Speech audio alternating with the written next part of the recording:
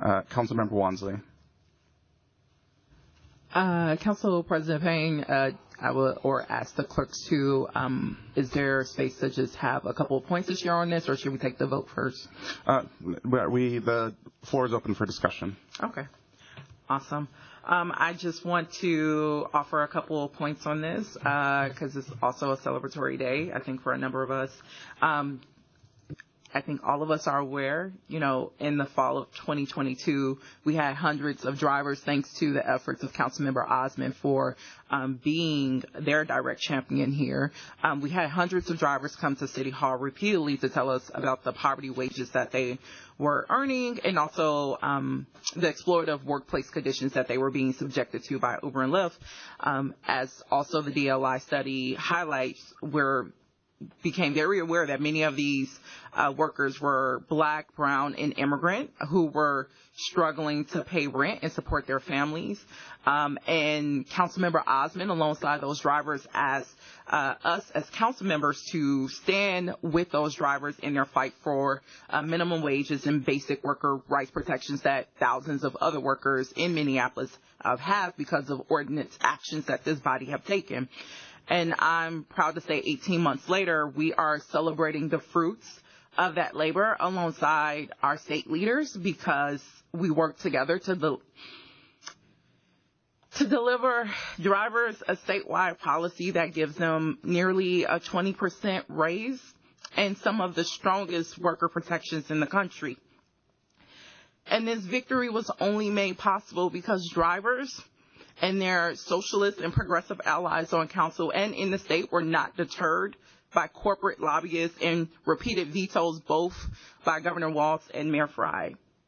We persevered and passed a strong ordinance this March that set the terms for the state policy that we are celebrating and have been celebrating since its passage on Sunday. And throughout this policy fight, Uber and Lyft have used the same bullying and scare tactics that have allowed them to block worker protections in cities and states across the country. And it's these two profit-hungry tech companies, they've been successfully able to pressure many elected officials to allow them to continue their exploitative labor practices.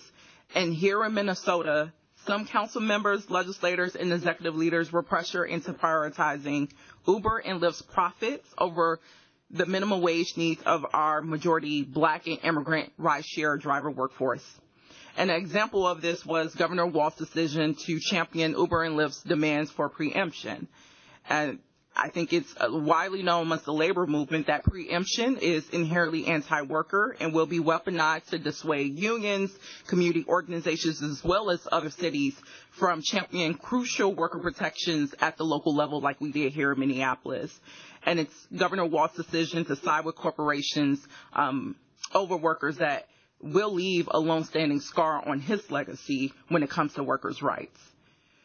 And while some elected officials caved, again, I just want to extend gratitude for a majority of us that stood strong with the workers and working class residents who actually make the city run and the state run. And because of you all holding strong and not succumbing to corporate pressure or bullying, drivers won the statewide victory.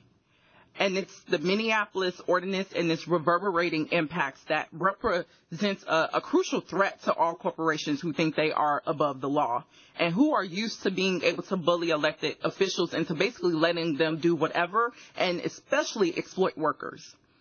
So the Minnesota drivers' victory is part of a history of working class people of color refusing to settle for the unjust status quo. In this case, it was around our rideshare industry. And I think all of us know, because it's been a 2-year fight, this was not one that was easy to win. But it does demonstrate that when we do take on corporate interests for the sake of protecting working class residents, those fights are not they're not impossible. And drivers won despite corporate money and corporate pressure. And I hope that other cities and workers from across the country can take note of the local victory here and be encouraged to continue this growing fight and movement to challenge exploitative companies like Uber and Lyft in order to deliver the necessary protections and fair wages to their respective rideshare drivers, especially my hometown, Chicago. They are up next. I know they had a press conference yesterday discussing their efforts to lead legislative changes for regulations around rideshare. And I wish you well. Know that you have champions here on the council, also at the state level, who are willing to support you every step of the way. So I just want to say thank you again to my colleagues. Thank you to my co-authors.